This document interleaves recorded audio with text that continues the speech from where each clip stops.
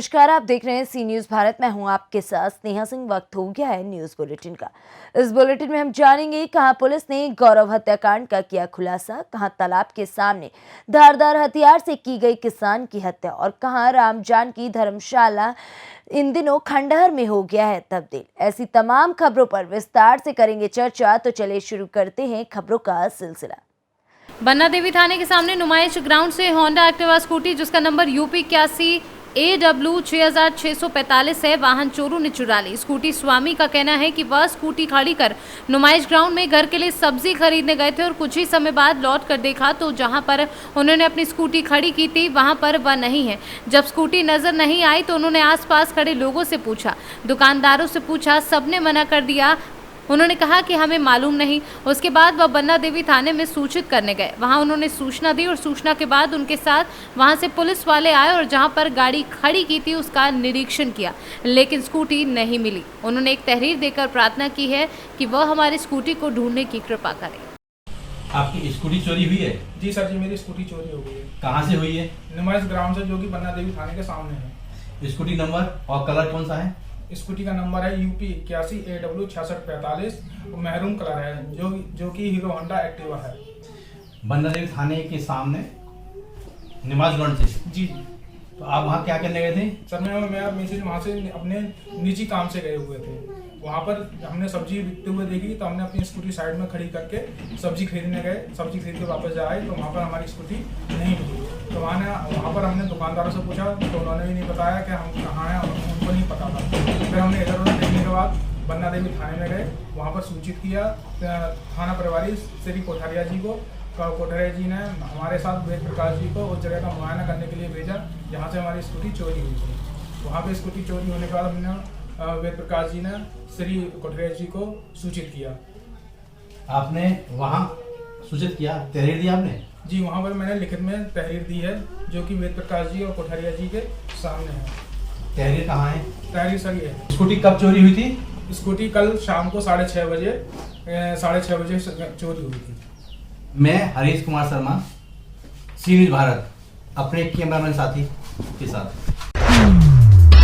फतेहपुर जिले के खागा कोतवाली क्षेत्र के बड़े भीड़ बाबा जाने की रोड बरदाहा तालाब के सामने धारदार हथियार से किसान की हत्या की गई। बता दें कि मामला मंगलवार की रात का है, जहां लगभग 10 बजे हर दिन की तरह खेतों की रखवाली के लिए जा रहा था किसान। बता दें कि कांग्रेस जिलाध्यक्ष अखिलेश पांडे की 32 बीघे की खेती की रखवाली करने वाला रामफल पुत्र स्वर्गीय गंगा विष्णु लगभग 20 साल से बड़ी जिम्मेदारी के साथ खेतों की देखभाल कर रहे थे, जिसके सर पर धारदार हथियार से हमला किया गया है।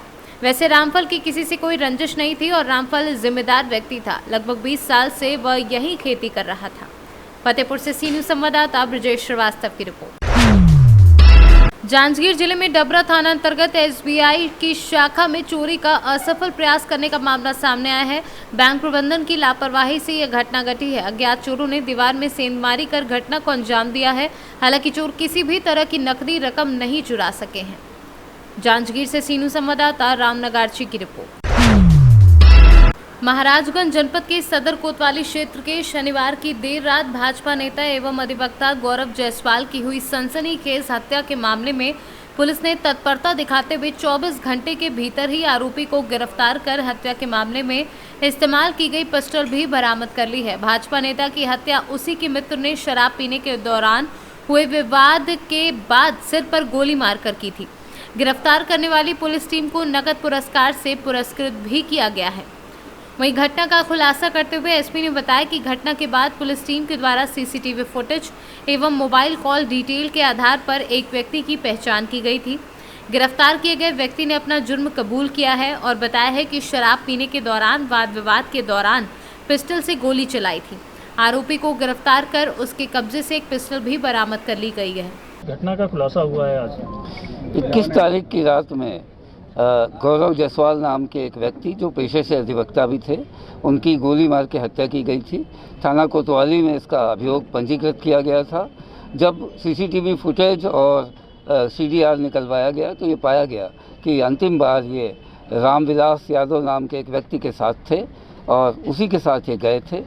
जब रामविलास यादव को गिरफ्तार किया गया और उससे पूछताछ की गई तो उसने ये हत्या में अपना जुर्म स्वीकार किया और उसने कारण ये बताया कि दोनों आपस में दोस्त थे, उस दिन साथ में शराब पीने के लिए बैठे थे। उसी में पीने के दौरान ही कुछ वाद विवाद हुआ। पहले भी कई बार इनमें वाद विवाद हो चुका था। इसी बात को, तनाव को लेके रामविलास यादव के पास एक कंट्री मेड पिस्टल थी 32 बोर की, उससे इसने फायर किया, जिससे गोली उनके लगी और मौके पे ही उनकी मृत्यु हो गई। सर, किस तरह का विवाद था और क्या पूछताछ में क्या बातें सामने आई? पूछताछ में इसने बताया कि कई बार इनका आपस में विवाद हो चुका था, हालांकि आपस में पहले दोस्त भी रहे हैं, और उस दिन मौके पे कुछ शराब पी के आपस में कुछ तनातनी हुई और इसी पे इसके द्वारा हत्या की गई। सर, घटना के तह तक पुलिस कैसे पहुंची? देखिए, पहले तो हमने सीसीटीवी का फुटेज निकलवाया, जिसमें ये दोनों आखिरी बार एक पेट्रोल पंप के फुटेज में साथ दिखाई दिए। उसके बाद सीडीआर जब लिया गया तो उसमें आखिरी बार इन दोनों की बात हुई थी। तो जब इससे पूछताछ की गई कि आप लोग कहाँ गए थे, तो इसने अपना जुर्म स्वीकार किया। सर, कितने ये 24 घंटे के अंदर हम लोगों ने पूरा खुलासा कर लिया।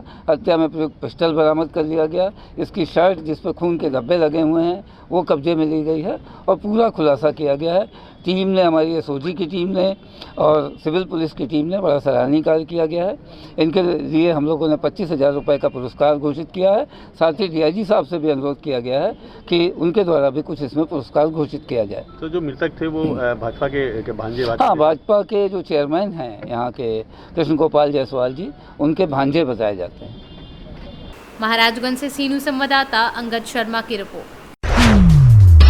मधुबन प्रखंड क्षेत्र के पुरानी बाजार स्थित राम जानकी धर्मशाला इन दिनों खंडहर में तब्दील हो गया है। धर्मशाला की एक एक ईंट अपने अतीत को याद कर आंसू बहा रही है। विदित हो कि इस धर्मशाला का निर्माण कोलकाता निवासी चिमन लाल भारतीय ने 1929 ईस्वी में कराया था।